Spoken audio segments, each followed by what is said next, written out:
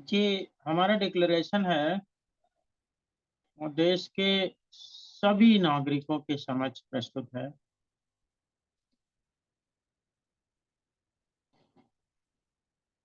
मैं आर.सी. धीमान, निवासी कानपुर, उत्तर प्रदेश, यह घोषणा करता हूँ।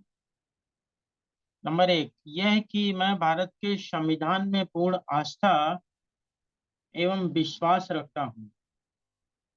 यह कि मेरा उद्देश्य किसी भी राजनीतिक दल की विचारधारा का समर्थन या विरोध करना नहीं है।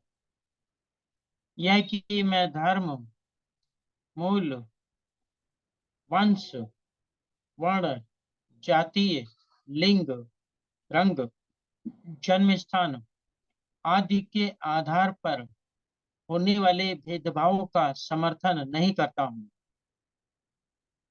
यह कि व्यक्ति के संवैधानिक अधिकार और मानवाधिकार, समता, स्वतंत्रता, बंधुता और गरिमा का प्रबल समर्थन करता हूँ। यह कि विधिक अज्ञानता को दूर करने तथा विधिक अधिकार और विधिक कर्तव्यों का बोध कराने के उद्देश्य से निशुल्क, बिना किसी आर्थिक लाभ के, जनहित में विधिक ज्ञान प्रदान कर रहा हूँ। और उसके नीचे हमारा मोबाइल नंबर लिखा हुआ है 6392637108। कोई भी भारत का नागरिक इस नंबर पे किसी भी जानकारी से संबंधित, यदि संविधान से संबंधित जो मैंने पढ़ाया उसकी जानकारी के लिए संपर्क करना चाहे तो कर सकता है।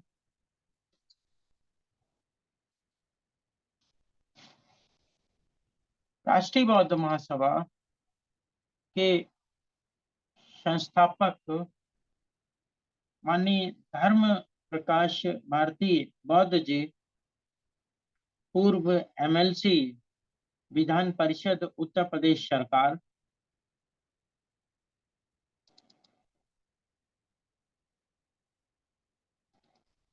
और राष्ट्रीय बौद्ध महासभा के अध्यक्ष माननीय बादल सिंह बौद्ध जी।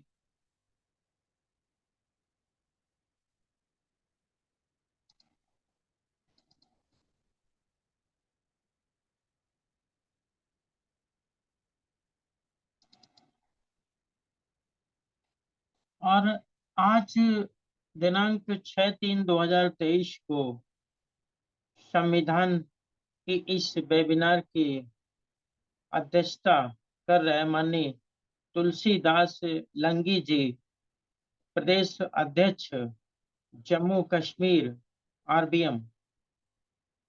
और संचालन कर रहे माननीय चरणदास प्रजापति जी, प्रदेश संगठन सचिव, मध्य प्रदेश, राष्ट्रीय बौद्ध महासभा।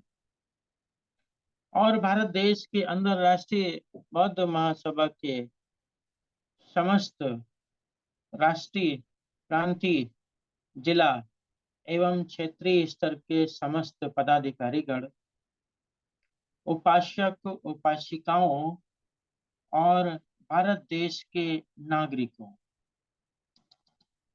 जैसे कि भारत देश के अंदर राष्ट्रीय बौद्ध महासभा के द्वारा भारत के नागरिकों के लिए निशुल्क संवैधानिक ज्ञान प्रदान किया जा रहा है, ताकि देश के नागरिकों को संविधान की सामान्य सी जानकारी हो और उनके अधिकार क्या हैं, उनके कर्तव्य क्या हैं, कार्यपालिका क्या कर सकती है, न्यायपालिका क्या करती है और विधायिका क्या करती है, इनके अधिकार क्या हैं, इनकी शक्तियां क्या हैं, निर्वाचन आयोग क्या कर सकते हैं। इस तरीके से शासन प्रशासन करने के लिए जो 3 अंग हैं, कार्यपालिका, न्यायपालिका, विधायिका और देश की जनता, मीडिया, इन सभी के अधिकारों और कर्तव्यों के संबंध में देश के नागरिकों को सामान्य सी जानकारी प्राप्त हो सके। 26 नवंबर 1949 को भारत देश के नागरिकों को संविधान प्राप्त हुआ, अंगीकृत, अधिनियमित और आत्मार्पित किया। तो संविधान उसी तरीके से प्राप्त हुआ जिस तरीके से बाबा साहब ने लिखा, परंतु उसको पढ़ने, समझने और समझाने वाला कोई नहीं था। स्कूलों और कॉलेजों के माध्यम से जो विधि के छात्र हैं प्रवेश लेते हैं, 50-50 हजार रुपए, लाख लाख रुपए जब वह साल का पे करते हैं, तब उन्हें जो है संविधान की जानकारी प्राप्त करने का अवसर प्राप्त होता है। लाखों करोड़ों अरबों रुपए लगाने के बाद भारत के नागरिकों को संविधान के संबंध में जानकारी प्राप्त होती रही है, परंतु वही ज्ञान संविधान का राष्ट्रीय बौद्ध महासभा भारत के नागरिकों को निःशुल्क प्रदान करने का अवसर प्रदान करती है। तो उसी श्रृंखला को आगे बढ़ाते हुए हम लोग जो है बात करते हैं प्रदेश के अंदर विधानमंडल के संबंध में हम लोग चर्चा कर रहे हैं। संविधान के अनुच्छेद 168 से लेकर 212 तक के अनुच्छेद राज्य के विधानमंडल से संबंधित है, जिसमें हम लोग आर्टिकल 79 और 80 पिछले सोमवार को समझ चुके हैं। अगर हम आर्टिकल 80 को लेकर के आगे बढ़े कि आर्टिकल 80 में क्या था, तो ये एक महत्वपूर्ण प्रश्न होगा।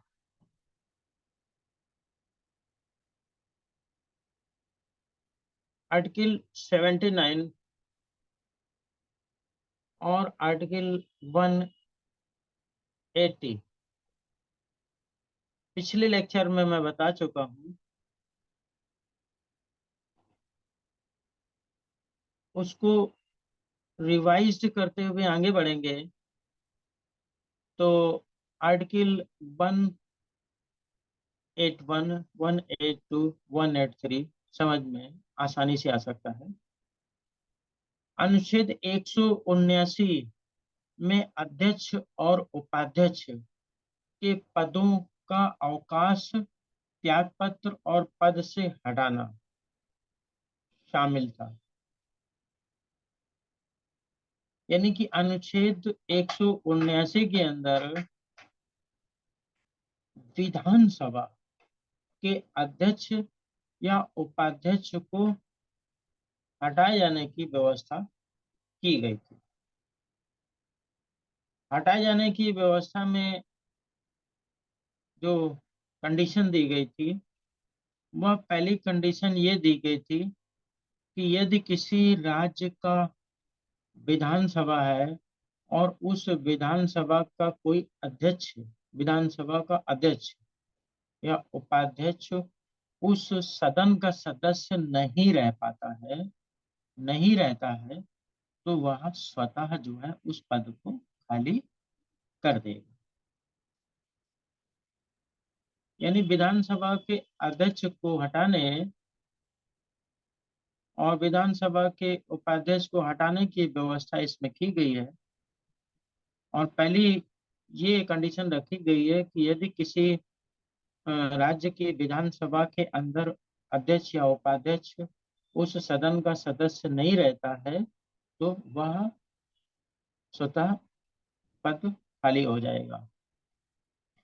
उसी में दूसरा पॉइंट यह था कि वह चाहे, अध्यक्ष या उपाध्यक्ष चाहे, तो अध्यक्ष अगर चाहता है कि उसको अपने पद से रिजनेशन करना है, तो वह उपाध्यक्ष को रिजनेशन कर सकेगा, त्याग पत्र दे सकेगा, और उपाध्यक्ष को त्याग पत्र दे करके वह अध्यक्ष का पद रिक्त कर देगा, अगर उसकी मर्जी है तो। और यदि उपाध्यक्ष का किन्हीं कारणों से जो है अपने उपाध्यक्ष के पद को रिक्त करने का इरादा है, त्याग करने का है, तो उपाध्यक्ष महोदय अध्यक्ष महोदय को त्याग पत्र दे देंगे और वह पद भी रिक्त हो जाएगा। तो दो कंडीशन हो गई अध्यक्ष और उपाध्यक्ष के पद को रिक्त करने की। तीसरी कंडीशन ये है कि यदि अध्यक्ष या उपाध्यक्ष जो है वह अपने पद से जो है सदन द्वारा हटाया जाए, मान लो वह किन्हीं कारणों से सदन जो है उसके कार्यों से संतुष्ट नहीं है, तो वह सदन उसको हटा सकता है। पूर्ण बहुमत द्वारा एक संकल्प लेकर के प्रस्ताव पास किया जाएगा और फिर वह प्रस्ताव में बहुमत के आधार पर उसको अध्यक्ष को हटा दिया जाएगा। परंतु उसमें एक कंडीशन ये भी रखी गई है कि किसी भी सदन के अध्यक्ष या उपाध्यक्ष को हटाए जाने से पूर्व 14 दिन का नोटिस दिया जाना जरूरी है, ताकि जो है सदन को जानकारी हो जाए कि अध्यक्ष को हटाया जाना है या उपाध्यक्ष को हटाया जाना है, और एक प्रॉपर वे में मेंटली जो है सेटिस्फाइड होकर करके और अपने आप को तैयार करके उस पर हटाने या ना हटाने पर जो है प्रस्ताव पेश किया जाएगा और उस पर संकल्प होगा और बहुमत के आधार पर उसे हटाया जा सकता है। परंतु उसके लिए जरूरी है कि अध्यक्ष को भी जानकारी हो, 14 दिन का नोटिस होना बहुत जरूरी है। इस प्रकार से जब हम अनुच्छेद 179 को देखते हैं तो मोटा मोटा इसमें एक बात साफ समझ में आती है कि अनुच्छेद 179 के अंदर विधानसभा के अध्यक्ष के और या उपाध्यक्ष को हटाए जाने या उसके पद को रिक्त होने की प्रक्रिया बताई गई है। अब अनुच्छेद जब हम 180 की तरफ देखते हैं तो अनुच्छेद 180, जब अध्यक्ष का पद रिक्त है तो उपाध्यक्ष, और यदि उपाध्यक्ष का पद रिक्त है तो राज्यपाल उस पद पर किसी अन्य व्यक्ति को सदन के अनुसार जो है नियुक्त कर देगा। यानी कि ये वहां कंडीशन है अनुच्छेद 180 कि मान लीजिए कि सडनली जो है अध्यक्ष इस्तीफा दे चुके हैं। कल्पना करिए कि मान लो अध्यक्ष अनुच्छेद 179 के प्रावधान के अनुसार विधानसभा के अध्यक्ष का पद रिक्त है। अब उस विधानसभा की मीटिंग को उपाध्यक्ष देख लेंगे, परंतु यह एक मान लो किन्हीं कारणों से उपाध्यक्ष महोदय ने भी इस्तीफा दे दिया या कोई कारण से जो है वह पद भी रिक्त हो गया, तब की स्थिति में राज्यपाल महोदय सदन के अंदर सदन के किसी सदस्य को, जिससे सदन उचित समझेगा, उसे नियुक्त कर देंगे उक्त कार्य को करने के लिए, यानी अध्यक्ष या उपाध्यक्ष के पद पर कर्तव्यों को पूर्ण करने के लिए। ये दूसरी कंडीशन हो गई अनुच्छेद 180 के अंदर अध्यक्ष या उपाध्यक्ष की अनुपस्थिति में राज्यपाल द्वारा सदन के किसी सदस्य को नियुक्त किए जाने की एक प्रक्रिया बताई गई है। तो 2 पॉइंट हो गए। पिछले सप्ताह हम लोग ने इन्हीं दोनों पॉइंटों पे डिस्कशन किया था और आज हम लोग 181 पे बात करते हैं। 181 अध्यक्ष उपाध्यक्ष का अध्यक्षता नहीं करना, जबकि उनके पद से हटाने का प्रस्ताव विचारा देना। तो अनुच्छेद 181 उस प्रक्रिया को बताता है जिसमें किसी विधानसभा के अध्यक्ष को हटाए जाने का प्रस्ताव दिया गया है अब जब विधानसभा की कोई बैठक होनी है भाई, विधानसभा का अध्यक्ष, स्पीकर ही तो विधानसभा की मीटिंग करवाते हैं। उन्हीं की अध्यक्षता में मीटिंग होती है, वही समय देते हैं। अब अध्यक्ष क्या क्या करते हैं, अध्यक्ष क्या नहीं करते हैं, इस संबंध में जब हम देखते हैं तो अध्यक्ष का काम क्या है। अध्यक्ष का काम ये है कि जो है संविधान के दायरे में रहते हुए विधानसभा की जो नियमावली है उसके अनुसार जो है विधि सम्मत बैठकों का आयोजन करना, सदस्यों को टाइम देना वक्तव्य देने के लिए, और उसके अलावा जो है वोटिंग करवाना। वोटिंग करवाना एक महत्वपूर्ण काम भी है, वो भी सदन में विधानसभा अध्यक्ष के द्वारा कराया जाता है। इत्यादि कार्य जो है वो करते हैं।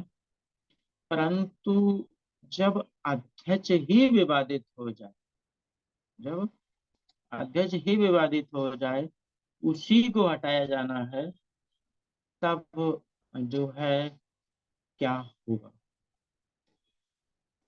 तो विधानसभा की किसी भी बैठक में जबकि अध्यक्ष को उसके पद से हटाने का कोई प्रस्ताव विचाराधीन है, जैसे अनुच्छेद 179 के अंतर्गत जो है प्रस्ताव सी के अंतर्गत आता है कि जो है अध्यक्ष को हटाया जाना है, तब अध्यक्ष को जब हटाया जाना है तो उस बैठक की अध्यक्षता जिसमें अध्यक्ष को हटाया जाना है, अध्यक्ष नहीं करेंगे, विधानसभा के अध्यक्ष नहीं करेंगे। उसकी अध्यक्षता विधानसभा के उपाध्यक्ष महोदय करेंगे।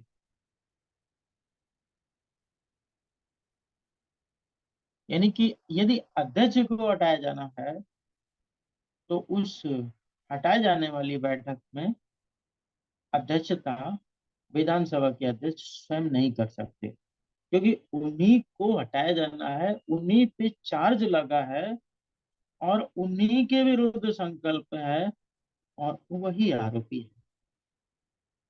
तो आरोपी जिस पर आरोप लग रहा है किसी भी प्रकार का, वह उस सदन का अध्यक्ष नहीं हो सकता है, क्योंकि उस पर चार्ज लग रहा है, आरोप लग रहा है किसी भी प्रकार का सदन में।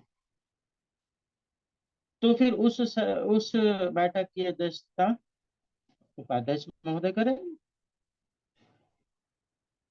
दूसरा पॉइंट यदि है कि यदि उपाध्यक्ष महोदय पर चार्ज लग रहा है, आरोप लग रहा है, और 179 सी के अंतर्गत संकल्प उपाध्यक्ष के विरुद्ध सदन में प्रस्तुत किया गया है, तो उपाध्यक्ष महोदय सदन की अध्यक्षता नहीं करेंगे। अगर अध्यक्ष नहीं है, पद रिक्त है, और उपाध्यक्ष पर संकल्प आया हुआ है हटाए जाने का, तो फिर अध्यक्षता राज्यपाल के द्वारा नियुक्त किए गए वह व्यक्ति करेंगे जो जिसे सदन ने डिसाइड किया है, और उनके द्वारा कर्तव्यों का निर्धारण होगा। तो यहाँ पर जो है, जो अनुच्छेद 181 है वह स्पष्ट करता है कि विधानसभा की किसी भी बैठक में जबकि अध्यक्ष को उसके पद से हटाने का कोई प्रस्ताव विचाराधीन हो, अध्यक्ष या जब उपाध्यक्ष को उसके पद से हटाने का कोई प्रस्ताव विचाराधीन हो, तब उपसभापति अध्यक्ष यद्यपि वह उपस्थित है अध्यक्षता नहीं करेगा। यहाँ पर दोनों को इकट्ठा कह दिया, दोनों ही नहीं कर सकते हैं। और अनुच्छेद 180 के खंड 2 के प्रावधान ऐसी प्रत्येक बैठक के संबंध में लागू होंगे जैसे भी उस बैठक में के संबंध में लागू होते हैं, जहां अध्यक्ष या जैसा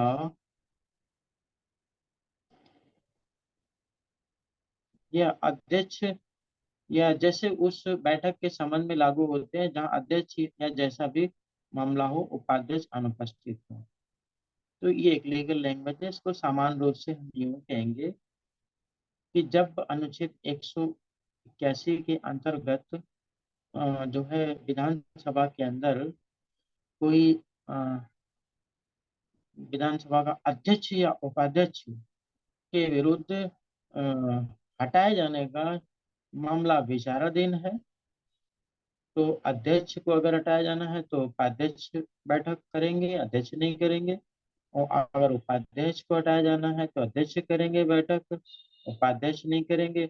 और यदि दोनों को इकट्ठा दोनों ही पद अध्यक्ष का पद रिक्त है और उपाध्यक्ष को हटाया जाना है तो फिर जो है अन्य व्यक्ति जिसको राज्यपाल द्वारा नियुक्त किया गया है वो करेंगे। कहने का मतलब ये है कि अ, आरोपी अध्यक्ष और उपाध्यक्ष विधानसभा की अध्यक्षता मीटिंग की अध्यक्षता नहीं कर सकते हैं।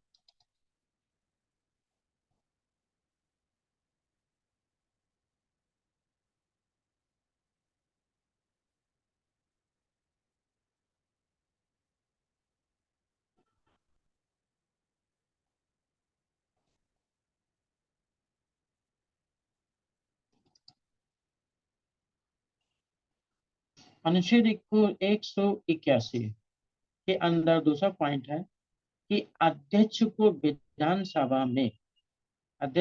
विधानसभा में बोलने अन्यथा कार्रवाई में भाग लेने का अधिकार होगा। यानी कि वह विधानसभा का अध्यक्ष है और सदन का मेंबर है, दोनों ही स्थिति अभी बरकरार है, उसे हटाया तो नहीं गया, सिर्फ उसके विरुद्ध संकल्प जो है विधानसभा में रखा गया है। तो विधानसभा के अध्यक्ष को सदन में अपना पक्ष रखने का अधिकार होगा और अन्य कार्रवाइयां जो उसमें होती हैं उसमें भी भाग लेने का अधिकार होगा। परंतु वो जो विधानसभा में उसके विरुद्ध पद से हटाए जाने का संकल्प रखा गया है, उस संकल्प में यदि वोट बराबर हो जाते हैं जो है सत्ता पक्ष और विपक्ष के वोटिंग के दौरान, तो उससे राइट टू वोट नहीं होगा, तो उसे राइट टू वोट नहीं होगा। यानी कि बोलने का अधिकार है और जो है उसको सदन में आने का अधिकार है, अपना पक्ष रखने का अधिकार है और राइट टू वोट, यदि वोट बराबर बराबर होता है तो उसका निर्णायक वोट नहीं होगा। निर्णायक वोट इसलिए नहीं होगा क्योंकि नेचुरल जस्टिस का एक सिद्धांत है, नैसर्गिक न्याय का सिद्धांत, वो ये है कि हितप्रद व्यक्ति अपने मामले में निर्णायक नहीं हो सकता।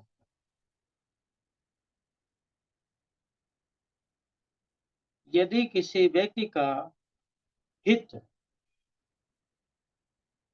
निश्चित है किसी मामले में, तो उस मामले में वह निर्णय नहीं कर सकता, उसका इंटरेस्ट उसमें है। तो यहाँ पर जब हम देखते हैं कि जब विधानसभा के अध्यक्ष को हटाया जाना है तो फिर उसको विधानसभा की अध्यक्षता नहीं सौंपी जा सकती। That will be against natural justice, क्योंकि वोटिंग उसी के नेतृत्व में होगी, वोटिंग उसी के नेतृत्व में होगी, विधानसभा की समस्त कार्रवाइयां उसी के नेतृत्व में होगी। और सदन में जो है बोलने का टाइम वही देगा। और अगर उस राइट टू वोट, निर्णायक वोट डालने का अधिकार हो गया, तो it will be the violation of the natural justice, नैसर्गिक न्याय के सिद्धांत का उल्लंघन होगा। क्योंकि नैसर्गिक न्याय का सिद्धांत ये कहता है कि हितप्रद व्यक्ति अपने मामले में न्यायाधीश नहीं हो सकता। जब न्यायाधीश नहीं हो सकता, निर्णय नहीं कर सकता, तो उसको हटाना पड़ेगा। जैसे कि मान लो किसी हाई कोर्ट या सुप्रीम कोर्ट के किसी न्यायाधीश को निर्णय करना किसी मामले में। मान लो एक व्यक्ति है जिस जो शेयर का काम करता है। ये मतलब एक व्यक्ति है जो शेयर बाजार में काम करता है और शेयर खरीदना और बेचना उसका उसकी कंपनी काम करती है। एक ही कंपनी शेयर बेचने का काम करती है और जो है शेयर निकालती है।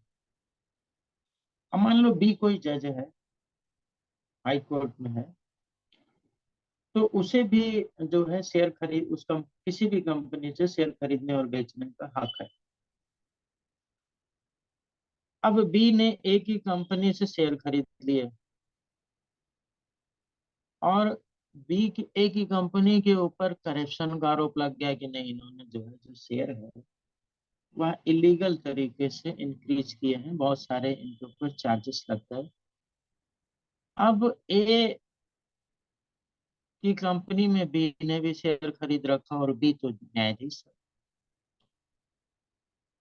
अब ए का केस हाई कोर्ट में, मान लो बी हाई कोर्ट के न्यायाधीश है, ए का केस जो है बी की अदालत में आता है, बी की अदालत में आता है ए का केस।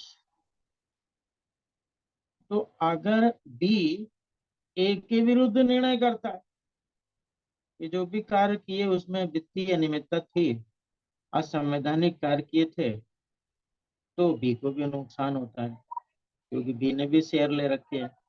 तो बी को भी नुकसान हो जाता है। मान लो कि जो है 50 लाख का नुकसान हो गया बी को। तो न्यायाधीश ये सोचता है कि यदि जो है मैंने ए के विरुद्ध निर्णय दिया तो ए को तो नुकसान होना ही होना, वो तो कंपनी डूब जाएगी और मेरे को भी नुकसान होगा, 50 लाख का मेरा भी नुकसान हो जाएगा। तो मैं ए के फेवर में निर्णय दे देता हूँ। ए के फेवर में वो निर्णय दे देता है और ए की कंपनी को पाक साफ बता देता है। इस प्रकार से बी जो है न्यायाधीश, उसको नुकसान नहीं होता और एक ही कंपनी के फेवर में निर्णय आ जाता। तो यहाँ पर जो पॉइंट नोटिस करने वाला है कि जो बी है उसका हित एक ही कंपनी में निहित था और बी न्यायाधीश जिस फाइल को देख रहा था उस फाइल में हितप्रद व्यक्ति था, उसका हित उस फाइल में सुनिश्चित था। निर्णय करते समय उसके मस्तिष्क में लोभ आना स्वाभाविक है और वह अपना हित सुरक्षित करने के लिए निर्णय को युक्त युक्त नहीं करेगा, ऐसा संभावना है। तो फिर यदि न्यायाधीशों को खुली छूट दे दी जाए तो फिर वह जो है हितप्रद व्यक्ति होते हुए भी जो है फिर निर्णय अपने हित में करते रहेंगे। इस प्रकार से न्याय नहीं हो पाएगा। तो नेचुरल जस्टिस का सिद्धांत ये कहता है कि हितप्रद व्यक्ति अपने मामले में न्यायाधीश नहीं हो सकता। यानी कि एक ही कंपनी में जो बी ने शेयर में पैसा लगा रखा है, जब एक ही फाइल बी के समक्ष आती है तो बी का यह विधिक कर्तव्य है कि वह डिक्लेयर करे कि एक ही कंपनी में मैंने इतने रुपए के शेयर लगा रखे हैं और मैं इस फाइल में हितप्रद व्यक्ति हूँ, लिहाजा मैं इस फाइल को सुनने का अधिकार नहीं रखता हूँ। यह फाइल में नहीं सुन सकता। अगर मैं इस फाइल को सुनता हूं तो I will violate the doctrine of natural justice, तो फिर मैं नैसर्गिक न्याय के सिद्धांत का उल्लंघन करूंगा। अगर मैं नैसर्गिक न्याय के सिद्धांत का उल्लंघन करूंगा तो यह फाइल में मेरे द्वारा दिया गया निर्णय शून्य करनी होगा, और कोई भी चैलेंज कर देगा कि भाई जैसा आपका हित था, तो वह मेरे द्वारा दिया गया निर्णय आगे जाके शून्य हो जाएगा, और वह इस तरह से यह केस समझा जाएगा जैसे कि मैंने कोई निर्णय दिया है। ये नेचुरल जस्टिस का सिद्धांत मैंने न्यायालय को दृष्टिगत रखते हुए समझा। यहाँ पर भी ये साफ दिख रहा है कि जिस अध्यक्ष या उपाध्यक्ष के ऊपर चार्ज लगा है, वह अध्यक्ष या उपाध्यक्ष सदन की अध्यक्षता नहीं कर सकते, परंतु सिर्फ चार्ज लगा है, अभी पुष्टि नहीं हुई। जब तक पुष्टि नहीं होती है, सदन से उसे हटाया नहीं जाता है बहुमत के द्वारा, तब तक वह अध्यक्ष है, सिर्फ अध्यक्षता नहीं करेगा, परंतु he can speak in the court, he can speak in the जो है सदन में बोल सकता है, विधानसभा में, हाउस में, और जो कार्रवाइयां हैं उसकी वो भी करेगा। परंतु यहाँ पे रोक सिर्फ इस बात की लगाई गई कि आप अध्यक्षता नहीं करोगे, चाहे अध्यक्ष पे चार्ज लगा हो और चाहे उपाध्यक्ष पे चार्ज लगा हो। तो ये जो है पद की गरिमा और नेचुरल जस्टिस के सिद्धांत को देखते हुए अति आवश्यक था। अब हम बात करते हैं अनुच्छेद 182 की, कि जो है आप लोग जानते हैं कि जो बड़े प्रदेश हैं उसमें दो सदन है, एक विधानसभा है और दूसरा है विधान परिषद। तो अनुच्छेद 181 के अंदर मैंने आपको विधानसभा के अध्यक्ष और उपाध्यक्ष की स्थिति के विषय में एक्सप्लेन किया था। विधानसभा हो गई, अब बची विधान परिषद। तो विधान परिषद की क्या स्थिति रहेगी? मीटिंगें तो वहां पे भी होती हैं, वहां पे भी विधान परिषद का सभापति होते हैं, उप सभापति होते हैं। वहां क्या होगा? तो अनुच्छेद 182 उत्तर प्रदेश जैसे राज्य के अंदर जहां पर द्विसदन है, विधान परिषद है, वहां के सभापति और उप सभापति के संबंध में प्रावधान करता है। क्या करता है? ऐसी विधान परिषद वाले राज्य की विधान परिषद यथाशीघ्र दो सदस्यों को क्रमशः अध्यक्ष और उपसभापति के रूप में चुने, और जितनी बार सभापति उपसभापति का पद रिक्त हो जाता है, परिषद कोई अन्य सदस्य जैसा भी मामला हो अध्यक्ष और उपसभापति के रूप में चुनेगी।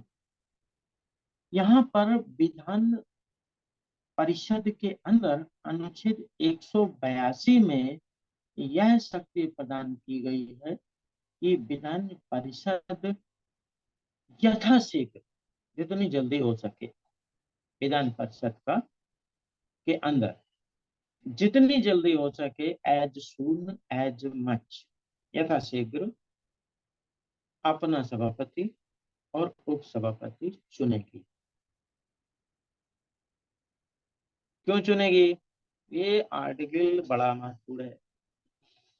पता चलता है कि मानवाधिकार महासभा के कई सदस्यों, राष्ट्रीय मानवाधिकार महासभा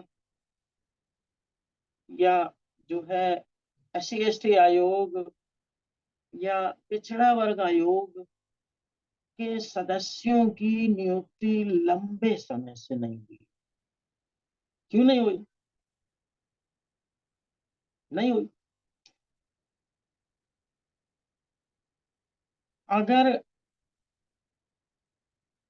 पिछड़ा वर्ग आयोग, राष्ट्रीय पिछड़ा वर्ग आयोग हो, या अनुसूचित जाति जनजाति राष्ट्रीय आयोग हो, या महिला आयोग हो, या सफाई आयोग हो, या कोई भी आयोग हो, उसके सदस्यों की नियुक्ति अगर लंबे समय से नहीं हुई तो कार्य प्रभावित होगा।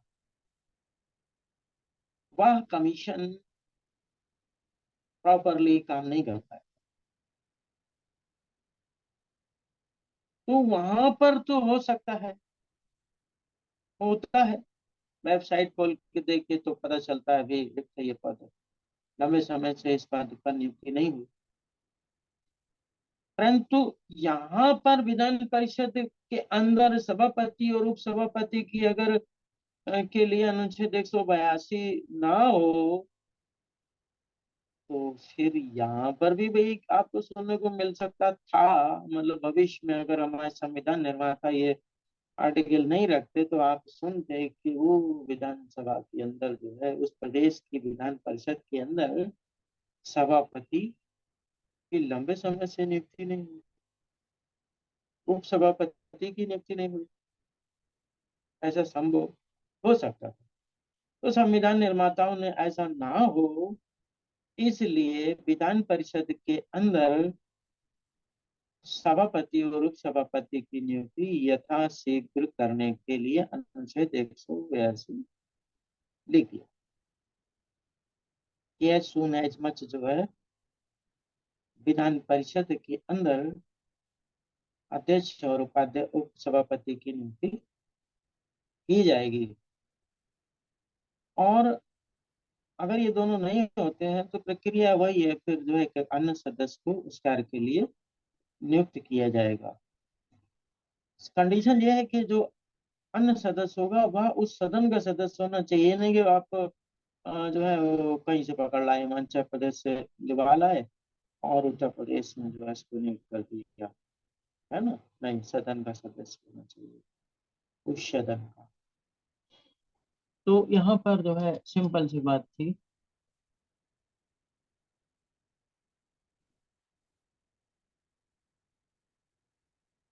अब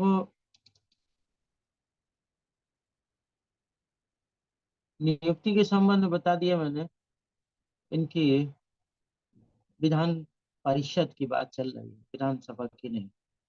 अब अनुच्छेद 183 में जो अध्यक्ष और उप सभापति का अवकाश, त्याग पत्र और पद से हटना, नियुक्ति तो हो गई।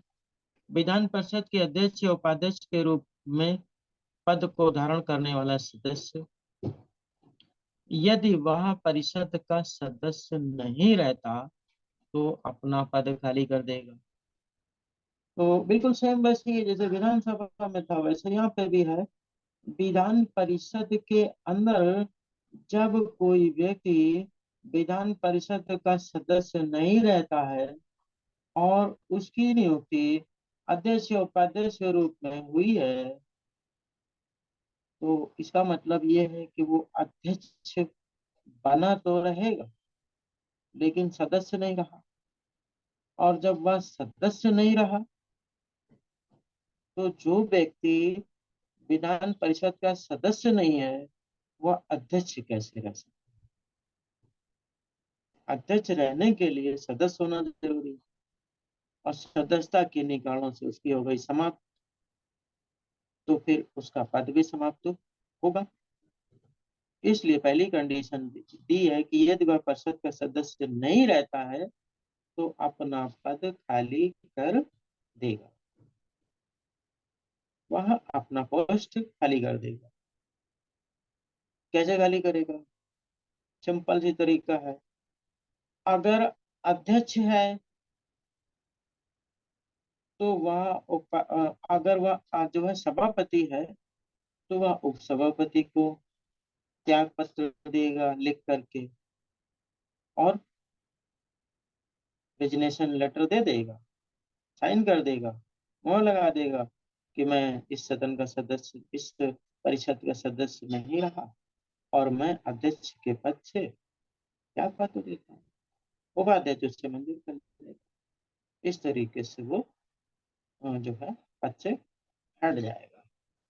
इसी प्रकार से यदि कोई उपाध्यक्ष के पद पर है और उपाध्यक्ष के पद पर होते हुए वह सदन का सदस्य नहीं रहता है, तो वह अध्यक्ष को संबोधित करते हुए जो है रेजिग्नेशन लेटर दे देगा और अध्यक्ष उसे स्वीकार कर लेगा और वो उस पद से फ्री हो जाएगा। इस प्रकार से जो व्यक्ति अध्यक्ष या उपाध्यक्ष परिषद का सदस्य अगर नहीं रहता है तो वह अपने पद पर भी आसीन नहीं रह सकेगा। उसे अपने पद को खाली करना होगा और त्याग पत्र देना होगा। इसी में तीसरा पॉइंट है कि परिषद के सभी तत्कालीन सदस्यों के बहुमत से पारित परिषद के एक प्रस्ताव द्वारा अपने पद से हटाया जा सकता है। यहाँ पर भी सेम वही विधानसभा वाली बात है कि यदि कोई व्यक्ति है जो अध्यक्ष, सभापति या उपसभापति के पद पर आसीन है और उस पर जो है परिषद कोई चार्ज लगाता है, अध्यक्ष पे सभापति पे चार्ज लगाता है, तो चार्ज लगाने के बाद जो है 14 दिन का नोटिस देगा और 14 दिन बाद फिर जो है विधान परिषद के अंदर जो है बहुमत के द्वारा उसे उसके पद से हटाया जा सकता है। विधानसभा का, विधान परिषद का चाहे अध्यक्ष हो और चाहे उपाध्यक्ष हो, उसे सदन बहुमत के द्वारा 14 दिन की नोटिस देने के बाद संकल्प प्रस्ताव द्वारा उस पर चार्ज लगा के उसे हटा सकती है। इस प्रकार से अनुच्छेद 183 भी सेम उसी प्रकार से है जिस प्रकार से हमने आपको एक्सप्लेन किया था विधानसभा के संबंध में। तो यहाँ पर जो है अनुच्छेद 183 समाप्त होता है और अब जो है यहीं पर जो है हमारा लेक्चर भी समाप्त होता है, समय भी समाप्त होता है। अनुच्छेद 181, अनुच्छेद 182, अनुच्छेद 183 से संबंधित यदि किसी के मस्तिष्क में कोई सवाल हो तो आप पूछ सकते हैं। मैं उनकी समस्याओं का, शंकाओं का निराकरण करने का प्रयास करता हूँ।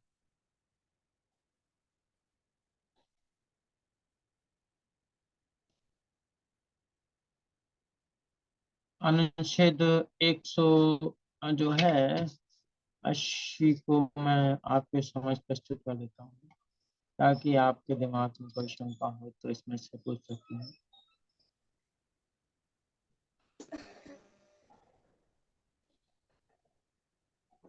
ये है ए, इसका पार्ट 1। ये है बी, अनुच्छेद 181 का। और इसके अलावा 182 जे है, 183 जे है। तो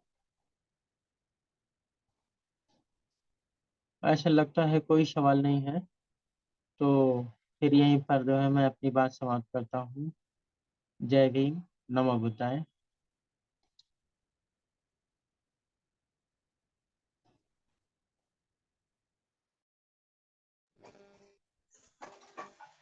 बहुत बहुत साधुवाद परम सम्मानीय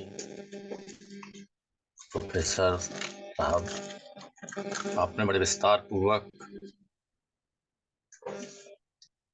आज संविधान के अनुच्छेद 179 से लेकर 183 तक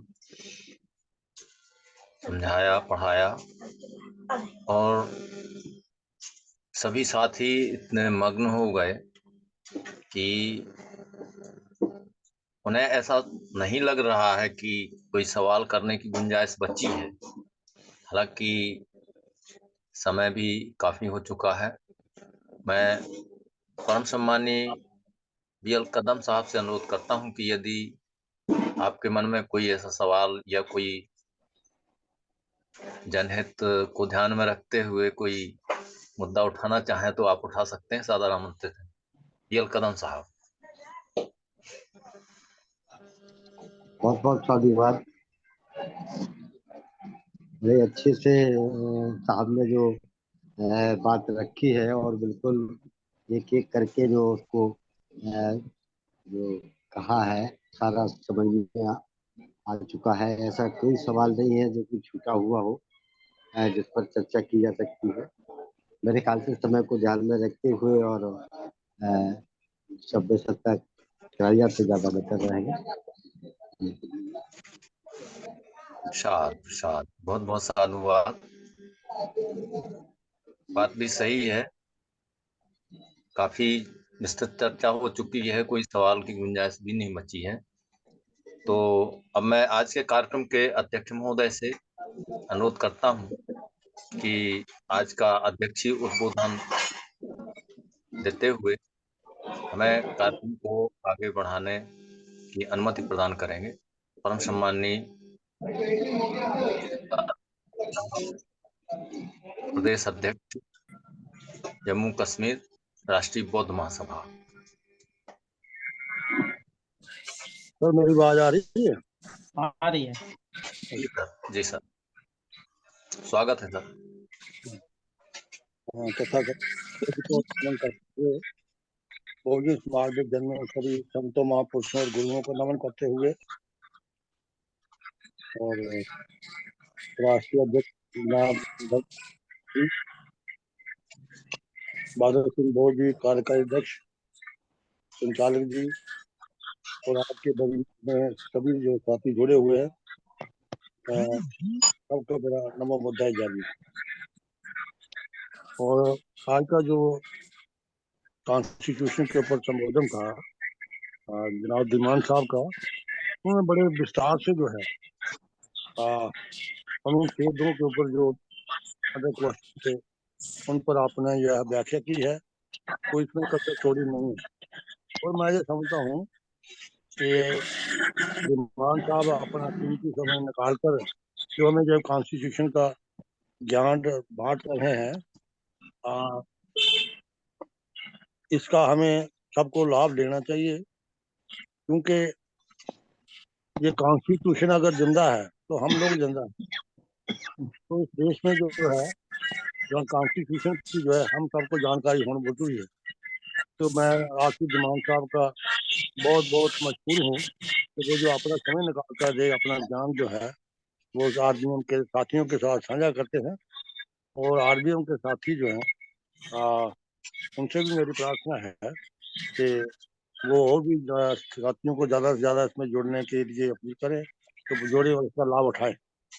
और इसलिए आज के ऐसे संबोधन में आज के वेबिनार में सभी साथियों का जिन्होंने वेबिनार को अटेंड किया है उनसे अपील करते हुए ये कि और ज़्यादा से ज़्यादा साथियों को जोड़ें और ज्ञान को हासिल करें।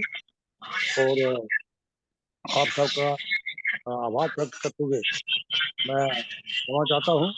और आज मैं थोड़ा लेट जुड़ा हूँ कार्य ऐसे बनने से, इसके लिए माफी चाहता हूँ। नमो बुद्धाय जानी। बहुत बहुत साधुवाद परम सम्माननीय अध्यक्ष महोदय। आपके द्वारा सदस्य संख्या बढ़ाए जाने के लिए, इसकी जो जुड़ने वालों की संख्या बढ़ाने की ओर फोकस किया गया, कुछ टेक्निकल प्रॉब्लम्स होने के कारण मैं समझता हूं कि साथी नहीं जुड़ पा रहे हैं। मुझे स्वयं प्रारंभ में मैं लिंक से जुड़ने की कोशिश कर रहा था, लेकिन लिंक से जुड़ने में परेशानी हो रही थी, आईडी पासवर्ड से ही जुड़ पाए। तो ये जूम की टीम की नई व्यवस्था है और हमारे पुराने साथी प्रयास करते रहे होंगे, बहुत से साथी प्रयास करते हार गए होंगे, तो कम साथी जुड़ पाए। यदि इसको जो साथी नहीं जुड़ पाए हैं, नहीं सुन पाए हैं, तो YouTube के माध्यम से चैनल में सभी ग्रुपों में इसको शेयर किया जाए, ताकि इसे लोग अधिक से अधिक संख्या में सुन सकें, समझ सकें। तो इसी के साथ मैं कार्यक्रम को आगे बढ़ाते हुए सभी साथियों से अनुरोध करता हूं कि सब लोग मन को शांत करें और सभ्य सत्ता के लिए तैयार हो। अपने अपने माइक खोल लें और सामूहिक सभ्य सत्ता को गाथा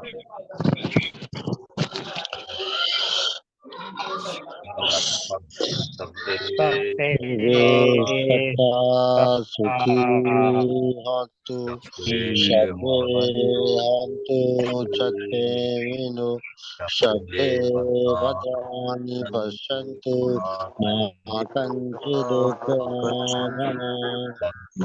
सभ्ये सत्ता सुखी हंतु सभ्ये हंतु चखे विनु सभ्ये भद्राणि पश्यन्तु मा कञ्चिदुपमागमः सभ्ये सत्ता सुखी हंतु सभ्ये हंतु चखेमिनो सभ्ये भद्राणि पश्यन्तु मा कञ्चिदुपमागमः भला हो सब जगत का सुखी रहे सब लोग दुखियों के दुख दूर हो सब लोग साध साध